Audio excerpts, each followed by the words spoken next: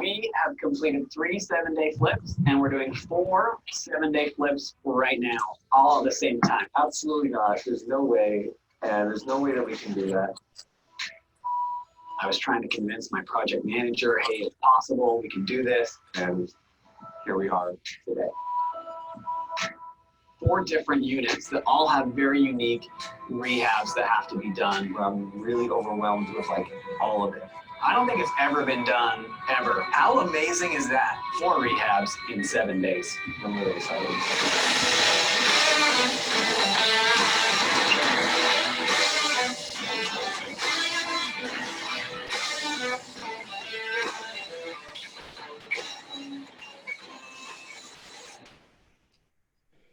Cool. All right, that was kind of a short one. So hopefully you guys have seen some of Tyler's stuff, and as more people join in, we'll keep talking about it. But Tyler, man, thanks for joining in today. Awesome, Matt. Thank you for having me, brother. Like, I really appreciate it. Well, my first question for you is, why the crap do you smile so much? Dude, I'm high on life. I just love it, right? Like every day we have a theme, our saying in our business is best day ever, right? So if you really go with that mentality that today is the best day ever, it really will be. And so that's it. Today, every day is like the best day ever. Today is the best day ever. So that's why I'm always smiling. I've started to do that every morning when I wake up. You can say different things. I say, when I wake up, my first thought, it's not every day, but I like it to be, today is going to be awesome. You start that with your head every morning. Today is going to be great, the best day ever. Man, right when you wake up, even if you're tired, it just gives you a little bit of extra momentum to kind of get out of bed and keep rolling, right? So yeah, totally. Those positive affirmations, man, I'm a true believer in that as well. So if you really think today's going to be awesome, more chances than not, it's going to be awesome, right? Because you get to choose how you react to those situations. Yeah, and we'll talk about it here for the next hour. There's definitely twists and turns and frustrations. Right before this call started, you and I were talking about, a little bit of frustration you're having on some property. So that's not going to go away no matter what, right? There's always going to be things coming at you. But if you've got the right state of mind to start, man, you get it dialed in. All right, I'm going to read Tyler's bio, and then we're going to jump right into it. So Tyler Jensen is an avid real estate investor, international house flipper, philanthropist, coach, husband, and father to 3 amazing boys. He's been flipping houses for more than 10 years. He started flipping houses in college and has never looked back. He loves real estate, gets satisfaction from taking an old dumpy crack house and turning it into something truly amazing that a family would be able to create memories in their new home. Tyler has built a great business and has one of the best flipping companies in the world, or in the country, I'd say the world. His systems and processes for flipping houses has been raising the bar for other investors. He loves coaching and helping others pursue their dreams and passions in real estate. Tyler has also coordinated several charity projects, both locally and internationally, from donating a rehab to a local single mom for Christmas to building houses in the Dominican Republic. He is truly a go-giver and has a love for using his skills to bless the lives of others. He loves giving back, and he loves pushing the envelope on rehabbing houses. Okay. That's it. That's it, man. I love it. Okay, so where I want to start, because what we're going to have on this call that I've noticed as I work with people and maybe provide financing, or I'm flipping or networking in the REIAs, is you have people all over the board. You got guys that are very experienced. You got guys that are maybe doing one. You got guys like Sterling that, are getting a ton of momentum. But some people just don't know how to even break through to their first, or, break through from doing 2 or 3 to 10 or 12 or whatever, right? So I always like to hear people's story about why real estate, why it resonated with you. And if you don't mind, just kind of start a little bit from the beginning and just piece together how you got into it. Yeah, totally. So growing up, I'll start there. I grew up really poor, right? We grew up on a dairy farm out in North Ogden. I just remember my power always getting shut off and my parents' cars being repoed, and I never had money, right? Ever. And so I always knew that in order for me to have money was to go create it myself, right? So I remember paying for a lot of those things that. Maybe after. Sure. Oh, there you go. We muted him. Perfect. Yeah. So, so just starting there, right? That was always a motivation for me, is that I never wanted to go back to that. I never wanted to be broke and worry about paying the power bill and stuff just stuff like that, right? So that was always my huge motivator, is how do I get there? So I thought initially that route was corporate America. I was like, hey, I'll take the traditional route. I'll go to corporate America. I'll get my degree, and I'll be a CEO of a Fortune 500 company, right? That was kind of that route that everyone tells you need to take. So where do you fall? Sorry, just where do you fall in your family? Are you the youngest, Yeah. oldest, or? Nope. So I'm number 2. So I have an older brother and a younger brother, and then my little sister is at the end. So 4 of us, and then my mom and dad, obviously. But yeah, grew up out in North Ogden here in Utah. So Okay, cool. Okay, sorry. Anyway, so yeah, no, yeah. like I gotta get out of Question, it. Gotta get out of it. So okay. Yeah. So I did the whole route, right? The traditional Utah path. I graduated college. I went on a mission. I came home and I really went to work. I found a mentor who was buying a company, and he said, hey, look, I'll give you ownership in this company if you come and give me some sweat equity and you let me mentor you. And I was like, what? Yes, of course I'll do that deal. Right. So I still have ownership in that company today, which is awesome. I worked my butt off and paid through college, but that's really where it really started. So 2007, I started college, and then I knew I wanted to get into real estate because I knew that the income potential for real estate was awesome. So my first house was in 2008. We bought it. It was up in North Ogden. And so I'm working full time. I'm going to school full time, and I'm flipping houses nights and weekends. I did 100% everything me, right? I would lay tile. I would do all the electrical work. I'd watch 27 hours of YouTube to figure out how to do stuff, right? Like that was really me. I did everything. So I did 100%. I'd hire people to come and say, hey, electrician, I'll pay you $100 for an hour of your time to make sure this house isn't going to burn down when I'm finished with it. But I would do everything, right? That's where I really started. And finding that first deal was, I had to take action. That's really what I think a lot of people miss, is that, yeah, I'm going to go to a RIA and I'm going to get all this analysis paralysis and I'm going to learn everything I need to know about flipping houses. For me, I was the opposite, right? I was building the plane as I was flying it. And so it was just really taking that action and saying, hey, look, I'm going to do this and I'm going to be successful at it. And I'm going to go out and figure it out, right? And I'm the guy that I'll make 100 phone calls if 100 phone calls need to be made.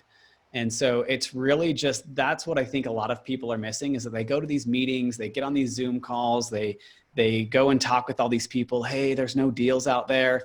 There's deals out there. What are you doing to go find those deals, right? How many phone calls did you make today? Oh, I didn't make any. Okay, well, how many letters did you send out? Oh, I didn't send out any. How many network or wholesalers or lenders or any of that did you work with today? Oh, I didn't do any, but I don't know why there's no deals, right? Yeah, but I want them, right? I want them. Yeah. Where are they? Yeah, totally. You're just not looking hard enough for them, right? They're out there. I totally believe in abundance. Utah is a very unique market because there's a lot of big hitters in Utah. You've got wholesalers that are doing Andy McFarland, Jason Lewis, like all these guys that are doing huge volumes. You've got Blue Mountain that's flipping like 1 million houses a year, right? You have a lot of competition in here, but guess what? We're still doing our share, right? We're still finding deals. There's still deals out there. And so you can do it, right? Just, you've got to get past that mindset that there's no deals. I hate when people say that because it's BS. There are deals out there. You're just not willing to work for it. Right. And so you've really got to take that action and have that mindset that, hey, this is what I want and what I'm going to achieve, and go out and get it. So go back to that 2008, yeah. Right? If I think back to that time period, right, like things are, and you didn't know it because you're just coming out of, mission, college, you're getting going. I mean, you're obviously a smart guy, so you kind of are paying attention to like what's going on in the world. But, going back then, that's like, it's like DEFCON 3 of like panic, like everyone's scrambling, people are losing money right and left, and you're just kind of like, oh, real estate's cool. It's great market. I didn't know any better, right? You didn't know any better. So you started kind of like not towards the exact bottom, because things maybe bottomed out in 2011, 2012. But just for people that maybe are going to listen to this later or now, how did you finance your first deal? Yes, good question. So, and how we really found that deal, right, is we just didn't know any better. So we found it through an agent. A real estate agent brought it to us and said, hey, look, this is what I think it's worth. I think you can do it that way, right? And so we leveraged it. I reached out to some guys. I just found like hard money lenders or whoever that could finance. I didn't have any money. I was in college, right? So I was working full time and all of that. So we found a lender. Hey, we said, hey, look, we'll do everything. We'll do all the construction. We'll manage the project. We'll make sure it works. And you just fund the deal. We'll split the profits 50-50. And so we had a lender that was like, all right, you guys seem cool. Like, and it was me and my dad, right? It was really me, but my dad was just kind of there to encourage me. Yeah. And so we found this deal. Our first rehab, we lost 37 grand. Woo! Yeah, that was a win, right? That was more money than I had made in a year. And so I said to the lender, I'm like, hey, look, we don't know what we're doing, obviously, but I told you I would pay you this money back. And so I would make monthly interest payments to this guy on that $37 difference or $37,000 difference until we found our second property. Same thing. 6 months later, we found our second property and we flipped it. We made 39,000 bucks. I gave 100% of that money to our investor. I said, bro, taking a chance on me means more than you know. And here I want to pay you back. Right. And so we made him whole. Everything was good. Now I had done a really sucky deal. We did everything wrong. We over rehabbed. We overshot the ARV. We bought it too high. We made every mistake possible. And then we had just done one that we made really good money on. And so now I'm like, okay, I totally get it now. I've done a really sucky deal and I've done a really good deal. And I think that we could make money in this. So we started doing like wholesaling before wholesaling was a thing, right? We would negotiate short sales. And so that used to be a hot commodity, a notice of default. Very much so. Yeah. Stuff like that. So we would negotiate, we would do an A to B closing and then a B to C closing. And we used to do that a lot. And maybe we would change out paint and carpet and stuff like that in between. But for the most time, it was just like wholesaling is now, right? It kind of evolved into wholesaling, but it was just working with the banks instead of with the homeowners. Yeah. And so that's kind of the path we took. We did a lot of those kind of deals where we would just either small flip them or wholesale them, kind of do those double closing deals. And then we just started evolving. Those kind of went away. That 2012, 2013 era, notice of defaults kind of went away. The economy came back. And then we really just doubled down onto flipping. And in the meantime, I'm climbing the corporate ladder, right? I'm a COO. I've graduated college. I had multiple degrees. And I always knew though that I felt like I was trading time for money, right? So at this point, this is just kind of your side hustle hobby. Yeah, totally. Yeah. I would do 1 or 2 a year, maybe, right? And then it was always just finding them through my network. I have agents that would bring me deals or, I'd come across something and we'd find a deal. It just wasn't really aggressive. It was just something, hey, I love doing this. And I really like that satisfaction of flipping these houses. But I was like, man, I'm going to be a COO, right? That was my train of thought that I need to be a corporate Fortune 500 guy. So I had worked my way up to that. I graduated college. I was a COO. I was working 80 hours a week, still flipping houses on the side, right? I would hire a GC or someone to manage my projects because I just didn't have the time to do that. So still doing real estate. I kind of started evolving. I hired a GC. We partnered on some deals. It ended up not going well. And then I started getting some traction, right? That I was doing a lot more real estate. And it came to this point that it was funny because I was like, I felt like I was losing money by going to my W-2 job. Yeah. So, like I was spending more time doing real estate anyway. So it kind of came to this crossroads that I was going to quit or they're going to fire me because I probably wasn't performing at a high level in my job because my passion was in real estate. I really wanted that freedom of time, but freedom financially as well. And I feel like it's a really hard balance in corporate America to get that. You can have a lot of money, and I made a lot of money in corporate America, but I worked my butt off and I would travel all the time. And I was, I had 127 employees and it was just a lot of work, right? A lot of stress for trading that time for money. And I knew that real estate was that avenue that I could have both.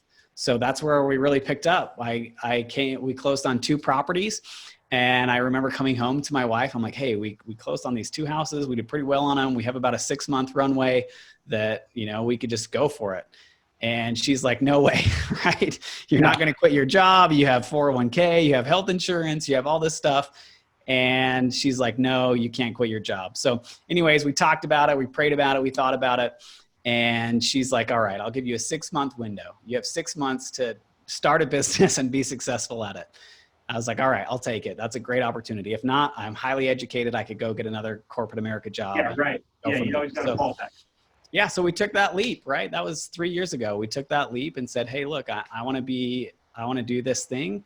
And we've just been growing it ever since. And now it's really cool. Like, we're buying these houses that I don't even have to see anymore. I've just really built this good business with these systems and processes that we're flipping houses in 7 days. And I just have a really good infrastructure of teammates that can help me be successful as well. So that's you can kind of see that evolution of me pulling all-nighters, Sterling. Like, that was me 100%. I would pull all-nighters and do all of that. And now I don't even see a lot of these houses that we're flipping. So one common trait that I see in, like, these calls I've been doing that provide a little bit more intimacy and really drilling down, and then just in general over the last 14, 15, 16 years for me, is I think the most successful guys are better off actually not having a clue what they're doing when they start and just kind of going for it, right? When you just go for it, like you said, you're building the plane as you're flying it. And that trait of, like, and I've suffered from this, I think, because I don't know if it's pride or I'm a little self-conscious about kind of saying, hey, actually, I don't know how to do this, so I'll just like grind and figure it out. But making those calls and just kind of be willing to say, hey, I don't know what I'm doing, but I'm doing it, and let's figure it out, and let's just go. So I think, talking to people, asking questions, and then just doing it, that's like the trait of someone that is going to be super, super successful. Absolutely. And I love that you lost so much money on your first deal. I marked that up in the education category, right? Yeah. Hey, I do want to ask you, before we kind of get into the more of the details, I think, if you're okay talking about it, I think it's Totally. really fascinating, you growing up and maybe, that the environment of maybe your parents weren't like overly financial successful, maybe didn't have that same mindset you have now. And then, what's that relationship like from, like, when you're young like that, you're a go-getter and you're kind of getting traction, and you're kind of, maybe, if I'm reading this right, you're kind of like pulling your dad up with you a little bit, right? Yeah. Like, what is that like in that relationship, and how do you manage that? Because I know a lot of us, I know Nicole's on this call, other people, I know, Tim's obviously, just works with his family a bunch. It's an interesting dynamic that we haven't talked enough about, how you deal with family, especially when maybe, you're kind of like lapping them a little bit to start. Totally. That's a really hard thing to deal with, even now, right? I'm definitely a lot more successful than my siblings and that my parents and stuff like that. And that's really one of those things that can hold you back, right? That you say, hey, I'm afraid of success, because what happens when I become successful? Then I don't fit in my family, and I don't fit with my friends, and I'm just on a different path than they are, right? And I just had to come to that realization that, hey, this is me, and this is my personality, and I'm super driven. My brothers are not super driven, right? They like their 9-to-5 jobs and doing their thing. And I'm like, man, that's just not for me. So I had to really come to that inner self that I'm like, this is what I want to do, and I want to be successful. But at the same time, I want to be able to help them in the way that they want to be helped, right? So perfect example of that, we flipped a house. My parents used to live in Ogden, right? In kind of the ghetto. And they lost their house on the farm. That's a long story, but I said, hey, look, I want to flip a house for them. So we found a house that's really close to us. It's 5 minutes away. And we gifted them this house. We renovated it. They got a fully brand new house, and we gifted it to them, right? And the gratitude that I had for my parents, I'm like, hey, this is just to say thank you, right? And my parents were so grateful, because they knew that they never could have done something like that. So that's what I'm really using my success for, is to impact people that I love. And yeah, they're not on the same level, and they don't get up at 4:30 in the morning like I do. And that's okay, right? That's just not them. I just had to come to that census that, hey, I'm here to help you. And if you don't want to be helped, then that's okay, right? Or if you want me to help you with financial or personal finances or whatever, I'm happy to do that. But if it's not that, then I'm just going to keep doing me. Yeah. And a lot of these, and it's a lot of haters, right? Like whether it's your family or whether it's your friends, like a lot of my friends were like, hey, you're going to quit your job. You make really good money. Why would you do that? It's stupid. Yeah. And you got this education and all this other stuff, right? I just had a lot of these haters that would tell you that stuff. But going back to your point about that fear of failure, is that I'm not afraid of failure, and I'm okay to lose $37,000 on it because I know that I'm going to learn from that. And it's what you do with those failures that move you forward, right? So many people are afraid to get started because it's really in their head. Well, what if I do become successful? Or what if my family doesn't like me? Or what if I fail and lose $37,000?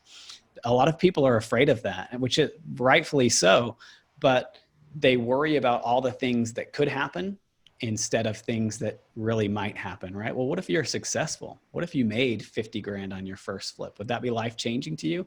Yeah, but I could do this and I could not be successful. Yeah, you could be, but it's really how you deal with those failures. And for me, failure is opportunity. If I fail at something, I'm going to say that was fun. Let's tack that up in the education. That was a great learning experience. Don't ever do that again. I touched the fire once. Okay, I get it now. That's hot. Don't do that again. Yeah. And that's really what it comes down to, is just being willing to do that. Right. And that's my personality. And if that's not my family's personality, like I know that a lot of these people kind of maybe feel that I'm going to lose friends, I'm going to lose family. You probably will, because I'm running at a faster pace than they can run or they want to run. They don't want to do that stuff. Taking a risk and buying houses is not them, but it's my personality, and it's just really what I like doing. So do you is my answer to that, is that, yeah, you might lose some of those friends, but they're slowing you down anyways. Right. Yeah. So have you been able to kind of keep them, like your dad, involved a little bit with some of your? Yeah, he doesn't do a lot anymore like we used to. So we started a company. It was called Pay It Forward Enterprises. So we wanted to help people out of foreclosure because we had gone through that. So yeah, like, hey, we want to help people through it.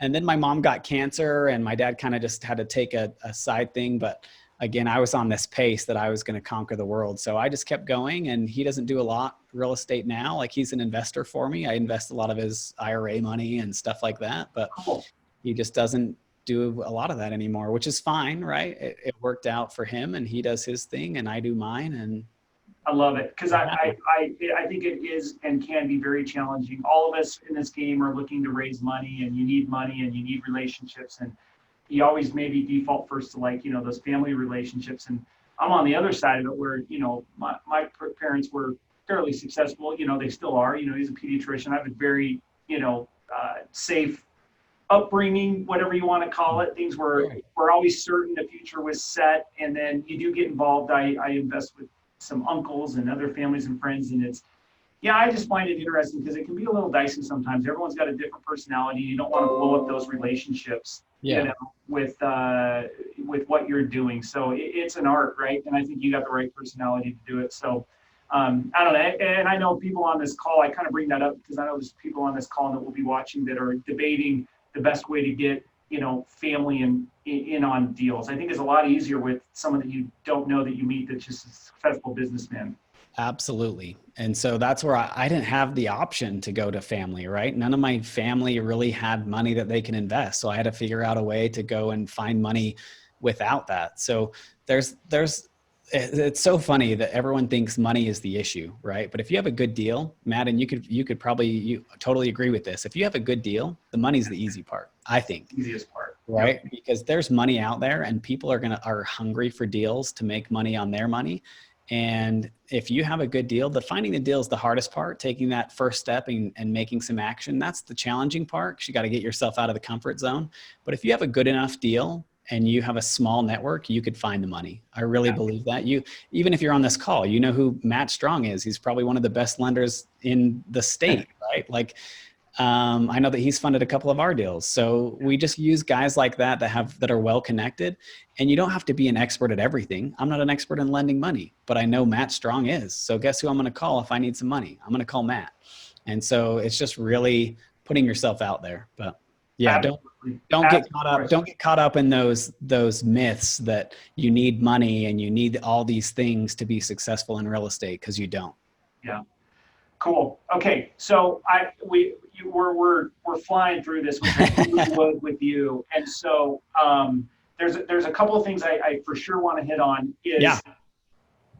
I've seen a lot of flippers, right? Like, I've been one myself. I've done a lot. And then I'll get to questions. So Sterling or whoever else got questions, throw them in the chat. One thing that I think, I did a training last week at the Utah Valley RIA, And I kind of figured there's like 5 characteristics, and I'm going to maybe forget them in the moment here, of like a superstar flipper. And, you know, it's really comes down to being able to do 10, 15, 20 houses at a time with the same efficiency, speed, and accuracy as doing one, right? And so I think from the outside looking in, you are one of the best at being able to do a ton of volume in a couple of different ways, right? Like a ton of volume at once. I mean, when people hear you say you're not even looking at your properties, like their jaws are dropping. Like what? How? Like how? What? How? And then I also want to talk about, you know, you talked about a lot is your 7-day flip. So without getting too complicated with this long-winded question, is like your brain works this way, but maybe go into a little bit of the tactical about how you've gotten to be able to do where you're kind of not in the field as much. Maybe just some kind of quick tips and tricks. Everyone take notes here, because when I went to lunch with you about 1.5 years, 2 years ago, or breakfast, right? Like my mind was like, whoa, this guy's got it. He's got it figured out, right? So Yeah. How do you do so many without being as involved? Yeah, so it's really, I think Sterling talked about it in the comments, but he said, hey, do what you're good at, right? What are you really good at? So for me, like raising capital, I'm really good at that. I like talking with people. I like the capital side. I should probably talk to you more about lending money out, right? But I enjoy that part of the process. What do I not like? I went to school for accounting. Guess what I hate doing? Accounting.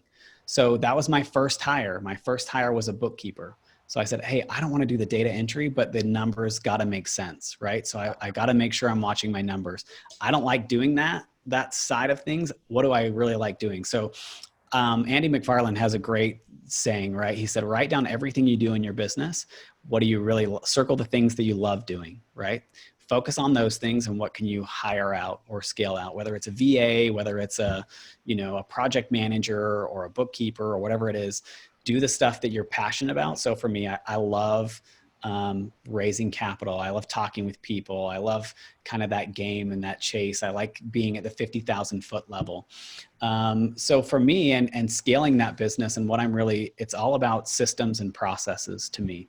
So how do I take every part of my business and how do I streamline it to be successful? So the construction side is really, that's kind of the biggest piece, right? Is that construction side. So like what you were saying, there's 5 things that every successful flipper needs to have, right? Here's your foundation. So to picture a house, right? Your foundation, that's your purchase price. You have to buy the property right. If you're buying these bad deals from wholesalers or from whoever, it's really hard to no matter how well you rehab the property or no matter how much you put into it, your buy price is really the bottom. That's your foundation. You have to buy it right.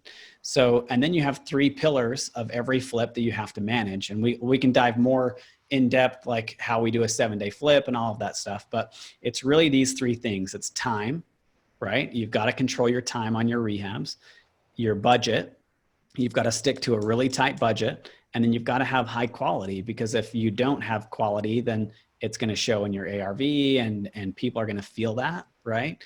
So those are kind of that 3 pillars. And then your ARV would be the roof of this house. So those are really the 5 metrics to be successful. You buy it right, you manage your time, you manage your budget, you manage your quality, and you sell for what you thought the property would sell for in your ARV. If you can control all of those in your rehabbing business, most likely you're going to be successful, because those are the really key factors that will make or break your company.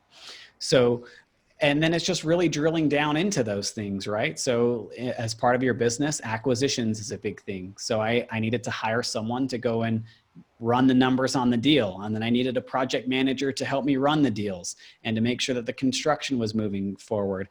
And I just kept slowly growing. What did I need right now? Okay, do I like doing this? Or do I need to have someone come in and do it? And that first hire is scary, right? It's scary to hire someone. But for me, it was like a bookkeeper is like $400 a month, right? Was that worth $400 a month to hire a bookkeeper and to make sure that my numbers were solid and that we're being profitable? Absolutely. Like that was something that I'm like, okay, it's going to cost me $400. That's a pretty big bullet to bite, but am I going to get more value out of that? And the answer is absolutely, right? Is that now I know my numbers. Did we make money on this flip? Did we not? All of that stuff, right? So, and then it's playing to their strengths. I'm really good at raising capital. So guess what? I'm never going to let go. Raising capital, right? Yeah. Bookkeeping. I do not like doing bookkeeping. Even though I went to school for it, I'm an accountant, I did all those things. That's not my passion in life. But guess what my bookkeeper loves doing? She loves bookkeeping. That is her jam and she thrives on it, right? So now I'm playing to her strengths, so it's making me better. And I get to play to my strengths, which makes me better. And that's just really the secret for me and scaling a business is efficiency equals, in order to scale it, right? It's all about efficiency. How can you do things a little bit better? And just really play to people's strengths. So who are the people and what seats do they fill on your bus right now that's just flying at 1,000,000 miles an hour? You obviously got a bookkeeper, project manager, acquisition manager. What is the Tyler Jensen world look like? Yeah, so that's the team, right? So I have a bookkeeper, I have a CFO that we just meet once a week on a really high level. And we just make sure that, we're financially planning, we're cash flow projecting, we're doing a lot of that stuff. I have 2 designers that design all of our properties. So they're picking out all the finishes and kind of that design work. I've got a project manager. I have 2 acquisition guys. I have 1 acquisition guy, but the other one's leaving and doing something different. So I'm hiring for an acquisition guy right now. So we'll have 2 of those. And then we have a team I have a transaction coordinator that deals with listing our properties. We have another transaction coordinator that deals with taking them to title, all of that. We have Graham Allen, who's an agent who does a lot of our selling and our disposition stuff. And then Travis Noakes is kind of our broker, just making sure that we do a lot of that stuff. So those are all kind of 1099 contractors. I don't pay any of them salary. Everything in my business is based on performance, right? Except my bookkeeper, I pay them, and I have an office manager that we pay as well, but everyone else is based on performance. So my project manager gets paid on performance. If he's on time, on budget, high quality, right? That's what his metrics are to make sure that he hits. And then if he hits those things, then he gets paid. And he gets paid well, right? If he doesn't hit those things, then hey, shame on you. You messed up. You didn't control those things. So that's really, I don't know, there's like 18 or 20 people that all have their hands kind of in our business. And it's just really, I don't want to list properties. I have no desire to get my real estate agent. I don't want to work on weekends and get phone calls at 10 o'clock at night to show a property. Like, I don't want to do that. So I'm going to hire someone else to do that and say, hey, you negotiate, give me the best price, make it happen. And we'll pay you a fixed fee based on your performance, right? Okay, this is fascinating. And then I have some kind of like rapid fire questions for you. Yeah, shoot. To keep people involved in the chat. So question from Esteban, how do you train the people you hire? Okay. You set a specific, set descriptions and a very specific plan, or do you just kind of figure it out as you go? It's probably a combo of both, but how are you currently training your people? Because I know that can be hard, Yeah. And it depends on the position that you're training for, right? Like, and I'm not training a bookkeeper because I've already hired a trained bookkeeper, right? Yeah. For that example. And we just work together on things. Hey, this is what I want to see. I want to make sure I see a P&L by class so I can see every job that's going on right now and how much we've spent on that job, right? So I would train her with that. What do I want? You go make it happen. I am definitely not the type of guy that can sit down and write a to-do list for you. Yeah. So one of our core values is extreme ownership. And I tell my team, I'm like, hey, you have to own it, right? I'm here to help you and to steer this ship and to give you feedback, but you've got to own it. If you're an acquisition guy, you figure it out and go make it happen. And then you report to me and we talk about your KPIs, right? How many phone calls did you make? How many contracts did you get? How many appointments did you go on, right? I can do that. Can I teach someone how to go and sell and close deals? No, because I'm not really good at it, right? But I can keep them accountable to what they're good at.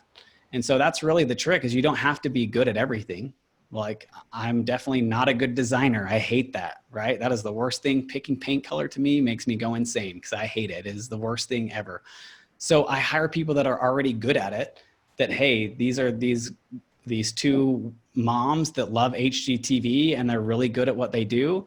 And so good, do that. They love picking out throw pillows and tile and grout color, and I hate all that stuff, right? So again, I'm playing to their strengths and keeping my strengths. So as far as training people, hire people that you feel like you can bring into your culture. That's the most important thing, is that you can teach people how to do stuff, right? But I wanted them to fit as part of our group and as our culture and have the same core values as me. So yeah, I don't know if I answered your question, Esteban, but as far as training them, it's really, what do you want? What do you need from them? And have them go figure it out. That's what I do. Okay, this is going to be, I've never done this before, but this is kind of maybe a little game I want to play for you, because I think it's super interesting. Okay, so let's see. So you're involved in all of it from a high level. Do you regularly buy properties that you actually don't have a clue that you actually buy them until maybe a meeting a week or two later where you're like, oh, yeah, we bought that one? Yeah, we just did one this week. We bought it from a wholesaler and he needed to close super fast. And so he called us. He probably took a less deal than what he. But no, but you specifically, like, have you given full control to like your acquisition guy? Yeah. To buy it and then kind of fill you in later, like, hey, by the way, Tyler, you bought this one last week. Yeah, totally. And that took some time and definitely some trust, right? But I don't even go to the title company anymore, or I try not to, right? Okay. And all right, so that's question number one. Okay, yeah. So you are buying stuff rapid fire, sight unseen, but you're also buying it without even knowing you're buying it, right? And I'm guessing these are bread and butter. You give them parameters like, if it's in this box, totally. We got the green light, we're gonna go. Yep. Okay, so you're selling a property. Is there times where you're just like, we closed on that yesterday? Fantastic. Yeah, all the time. Okay. I'm pretty involved. Like, I get the pulse to my business. We meet every Monday. So I have a general sense of what's going on. But if they tell me that, hey, that was the house with the black shutters, I would have no idea what house they're talking about. So this is awesome. Okay, cool. Let me find, I'm guessing, like you said, though, you know exactly the terms of your loans, who's involved financially. Yeah. Okay, so that's your baby, I guess, right? Where you own that part of it 100%. Yeah. Okay, this is great. Obviously, you've answered this, like design decisions. What about a complicated remodel that maybe, like, is super value add, like it's going to benefit from really thinking through like the layout, stuff like that? Are you involved in any of that? Are you walking that? Or? Sometimes if I need, so we have part of our system is we call it our A-team walkthrough. And so when we close on a property, we get the A-team out there. So I get the listing agent, I get the broker out there who has a degree in architectural design, right? So he's really good at that. I get the designers out there, and once in a while it'll be me and the project manager, right? And the GCs will usually be at that meeting. So we get everybody on the A-team and we just throw out ideas. Do we need to move this wall? Is it worth it? That's going to cost $1,500 to move that wall. Okay, you probably won't get that out of it. Let's not have that wall. What about this over here? Do we need to replace windows? Yay or nay? Everyone says, no, windows are okay. We're good. We don't need to do that. Okay, the budget's $35,000. Okay, cool. This is what we have to work with. We could do a really cool backsplash. We're going to add 4 wow factors is what we call them. We're going to shiplap this wall, and we're going to make sure utilities are good, right? So we come up with that really good plan. Everybody puts in their part. The designers go create a design board. Project manager creates a scope of work. It all kind of comes back together. And then they say, all right, this is what the best thing is for this. Because you get the buyer, the listing agent, what are buyers going to want, right? They're going to want that second bedroom. Yeah, that's a must. You need that second bedroom or that second bathroom. That's what you got to do before we change out this, right? Before we put in a more expensive tile, you probably need to make this decision. Putting up a wall and framing a wall is going to be more important than a nice backsplash. So, what was the last time you went to Home Depot? For me, I love that place. So I go personally, but for a job, I couldn't tell you the last time I've been for one of our jobs. Okay. What system do you share all of this stuff so you guys are all on the same page? Yep. So we just use, a lot of it is in Google Docs. So we keep our design boards, our scope of work, everything that everybody has access to. Okay. We're looking at software now, but Google Docs is the secret. You had mentioned, do you still run with Asana a little bit, or? Yeah, we're looking at Notify right now. That's similar to Asana, just more based for construction. So you can template in that. And anyways, we're science projecting it right now. So we'll see how it works out. How many flips currently are you guys doing? We have 11 in inventory right now. Okay, awesome. That are actively being rehabbed. All right, Sterling has a question here in the chat. You had to let people go because the fit wasn't quite right. Yes, all the time. Okay. I try not to, right? But hire slow, fire quick is my answer to that. There you go. Okay, we're gonna lead into the 7-day flip because I like that. But then let's jump through these other questions. What parameters that you have that you absolutely stay away from for as far as the flips? Like, do you tell your acquisition guys, age of home is important, don't do that, certain issues, locations, stuff like that? What's kind of your sweet spot? We call it the 2-strike rule. So if it has 2 strikes, we don't do the deal. So a strike can be anything next to railroad tracks, busy road, bad layout, no garage. Way extensive. We've got to take it down to the stud and it might not be worth it, right? If we got to put $100,000 into it, I want to make $100,000 back out, right? So we just look at, those are kind of the strikes. If it has any of those 2 things, it's on a busy road and it doesn't have a garage in a neighborhood that should have a garage, we're not buying that house. So we just call it that 2-strike rule, because if you try and push it, it's on a busy street, it doesn't have a garage and the layout's kind of funky. If you have 3 of those strikes, 9 times out of 10, you're not going to do a deal. Awesome. You're going to lose money. So you mentioned something that whether I knew it or not, I just always had a rule of thumb. Like if it's $100,000 remodel, like I kind of really want to hope to shoot for $100,000 profit, or if it's a 15 or 20, I'm probably okay with 15. It's like your profit versus your rehab. I've found too over the years, those kind of magically kind of line up in my deal evaluation. So there's a group out of California I work with a lot. They have some weird return on investment formula that's like a certain percentage of something, but it's kind of funny. At the end of the day, the way they figure it is kind of the same way I do. We just look at it a little bit differently. So that's kind of a profit rule of thumb for you, I guess, is rehab versus profit. Yeah, so we have to make $25,000 to do a deal. If we don't make 25 grand, that's the bottom line. So if I can't make 25 grand, a lot of these investors are doing deals that are skinnier than that and they're okay with making 10, but those deals make me nervous because I've seen a lot of skeletons come out of the closet and 10 grand goes away really quickly. It takes you longer to sell. It takes you longer you over rehab it, something you find mold or meth or whatever, right? So I just don't like those deals. If someone wants to take those skinnier deals, go for it. Good luck. And let me know when you lose 37 grand. There you go. Yeah. It'll happen. But yeah, so we have to make at least a minimum of 25. We're upping that to 30 just because we're starting to buy smarter and better deals. And we're pushing ARVs on a lot of stuff. So, okay, 7-day flip. That's a novelty, maybe kind of a little bit of an attention grabber, right? But like, is there a strategy where it actually is more profitable to try and crank and get everybody focused on one house at a time in 7 days than just letting it run its course of maybe a month or 2 months or however long it takes? Like, what was your thought of like why do the 7-day, and is it effective in reality? Let me take you back to our first one, right? The first one was a science project. I just wanted to see, I was sick of flips taking 6 months. Why does it freaking take 6 months to flip a house? It's stupid, right? And I would hate it when I would go to a house and I'd be the only one there. I'm like, where's everybody else? I'm here. No one else is here, right? Like we call those dead days. And one of our KPIs is how many dead days do we have on a property? And they tick me off more than anything because I feel like I'm taking $100 bill out of my pocket and lighting it on fire. No one's here. The house is sitting. I'm not making any money on this deal.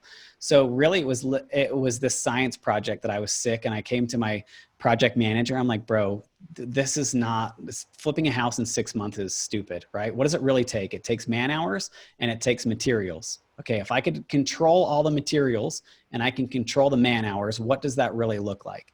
And he told me, he's like, dude, you can't do a 7-day flip. Like, that's stupid, right? And then we just did these 4 and 7, and he came to me. They did their A-team walkthrough, and he's like, bro, there's these 4 houses that are right next door to each other. I think we can flip them in 7 days. I'm like, bro, 6 months ago, you were telling me it wasn't possible. Now you're telling me we can do 4 in 7 days, right? So it was really just creating this mindset that I'm like, we can totally do it. We have to control these variables. So you have Parkinson's law, right? That says for whatever time you allow a project is how long it's going to take. And for us, we were allowing them to take 6 months, and it just wasn't efficient. Our investors were making more money than we were. And we're like, this is dumb. Like, why do we have no control on this? So I really did the first 7-day flip to get control of my business.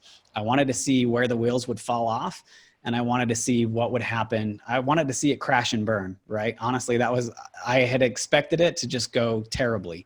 And it really didn't. We did it our first one we really did in 6 days. And the 7th day we had a barbecue, we BS'd, we did some touch-up paint, and that was really it. But did it help to have you publicly kind of, and I can't remember if you did that on the first one, but I think you did, where you kind of publicly put it out there like, I'm doing this. Totally. I remember the phone call with my project manager. I'm like, bro, are we sure? I'm going to go live on Facebook. Are we sure we can do this? Like, I really need your commitment here that we're going to, because I'm going to look like an idiot if we say we're going to do this in 7 days and we don't. So are you okay with that? He's like, dude, we got this. I'm nervous. I'm like, dude, don't be nervous. Like, we got to do this. So it was cool though. It kind of drew the line in the sand, and we said, hey, we're going to do this in 7 days, come hell or high water. And that's what we did. So, yeah. Is it a long-term strategy for success if you're doing 11 at a time though? It's really just in our tool. It's an ammunition. Let me give you a perfect example. We're going to have this house that we just bought that the owner needs 2 months to move out, right? So now I'm already sitting on it for 2 months. If I were to take 6 more months to flip that property, I'm not going to make any money. So we're going to 7-day flip it. Right? We're going to go in and we'll flip it in 7 days and be in and out of it. So that just, it's part of our artillery now that we can just pull that wild card out anytime we want. We've done it before. We understand the process. And when it makes sense, let's do it, right? Hey, we could flip this house in 7 days. So we have a week of escrow before we have to close on it. Let's plan it. Let's flip it in 7 days and sell it. Our first 7-day flip, we were keys to contract in 14 days. So by the time we closed to the time we had it under contract was 14 days. And it was a $40,000 rehab. Like that it wasn't heard of to do that. And I get you have seasoning issues and everyone always asks me that, but there's ways around that, right? We switch them over to conventional, or we have good lenders in our artillery that we can say, hey, use this lender, they'll close it. And you can be in way faster anyways, right? For a cheaper rate. So it's really not, those really aren't like right? The issue for us is I want to be in and out of it. And guess how much I paid in interest? Hardly any, right? Like I paid 1 month of interest maybe instead of paying 6 months of interest. And it was huge, right? It's a huge cost savings. And guess what? We were under budget. Everyone got paid. They didn't have to string out how they got paid. Everybody got paid as soon as we were done. So my contractors loved it. Hey, we busted our butts. And we made a lot more money because we were super efficient. Instead of us taking 5 days to do a tile job, we did it in 1 and we made the same amount of money. So we came in under budget. We were on time. Our quality was high, and we saw it's just been really successful for us. So it's just, flipping every house in 7 days doesn't really make sense, because if it's going to take me, our run time now is 28 days. From the time we start a project to the time we finish is 28 days.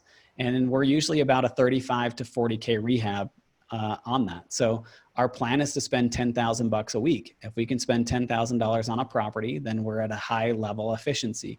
If we do a 7-day flip, we're just doing it for fun, or we're doing it for like strategy reasons, right? We're being strategic about it. And so it's just cool that you can use that, right? How many people can say, yeah, let's 7-day flip it? So, we're going to run out of time here. So sorry, I could talk all day. You're phenomenal. I'm going to kind of rapid fire with you again. Cool. List quickly, and then I'm going to end with a recommendation for everybody to join in with Tyler to drill down even further through some of the coaching that he does through 7-day flipping. We'll end with that, because I think that's super important. People ask me all the time, there's coaching for wholesaling. There's coaching for just general business or life, but people that want to drill down further need to get a coach for their flipping. And I think, correct me if I'm wrong, but the group you're with, 7-day flipping, that's the perfect venue to drill down deeper at a higher level, in the middle of October with some of your groups. So I'm going to end with that. Don't let me forget your KPIs. Okay. List your top KPIs that you track.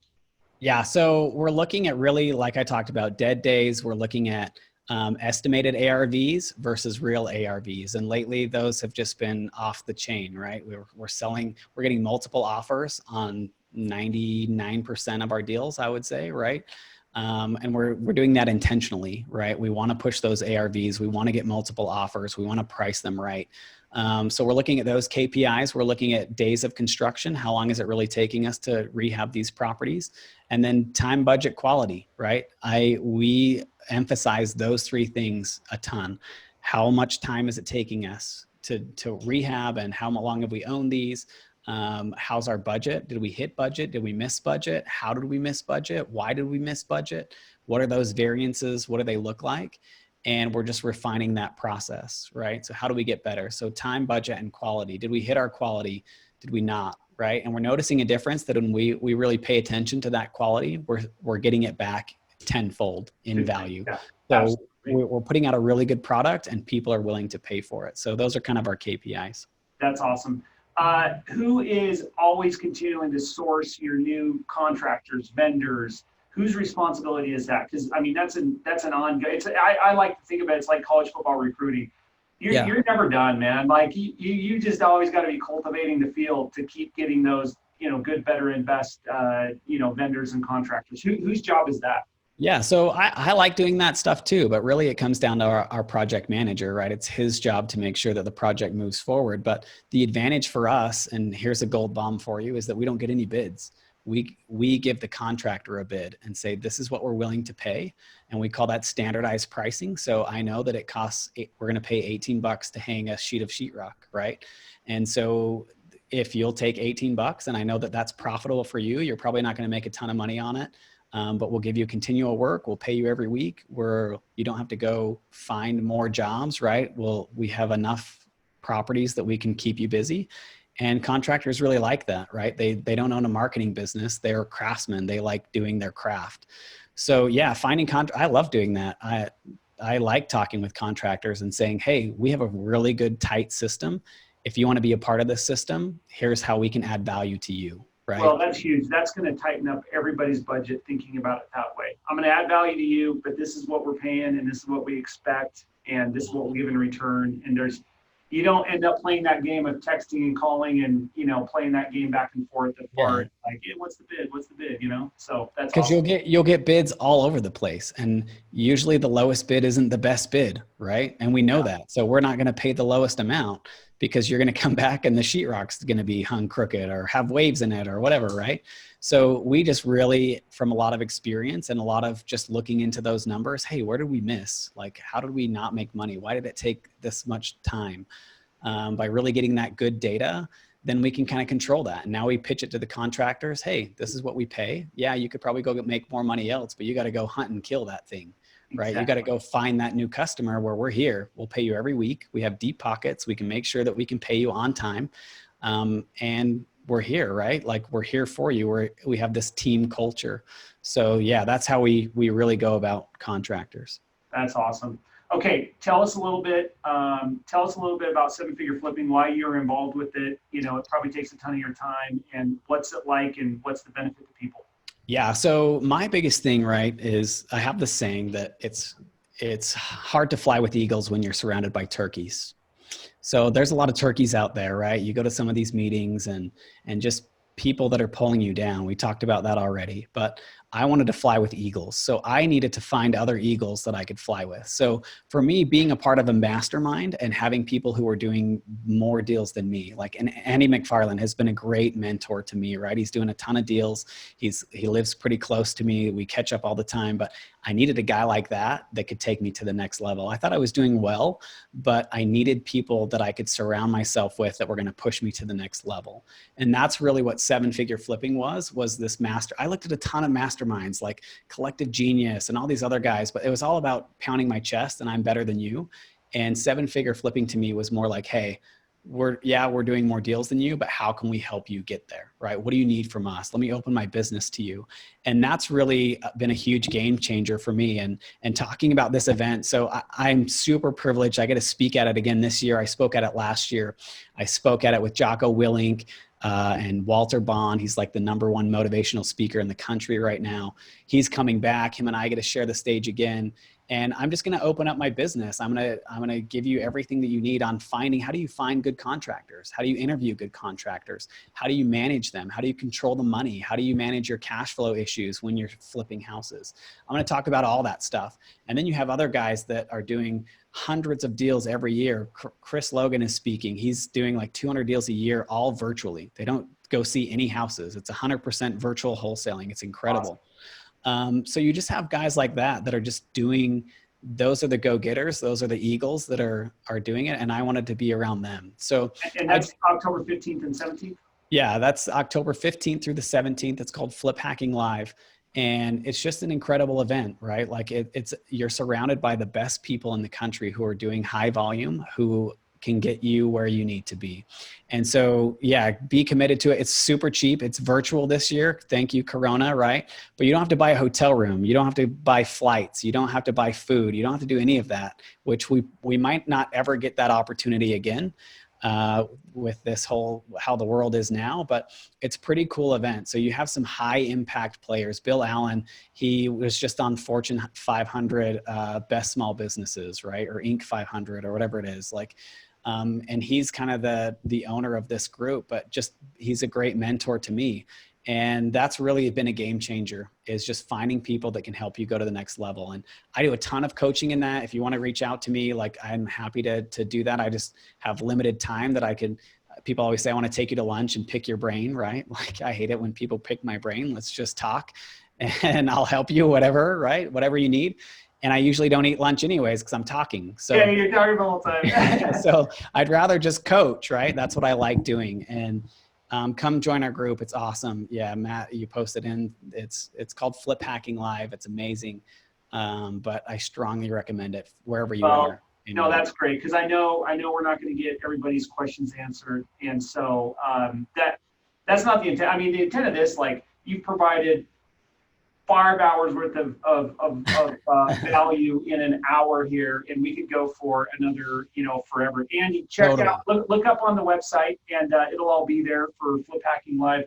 Okay, I want to end. I think we're going to end with this question, because I can't wait to see in 5-10 years where Tyler Jensen is. So if we were having this conversation 5 years from today, what would need to have happened in your life, both personally, professionally, for you to feel like you're on the track that you're meant to be on?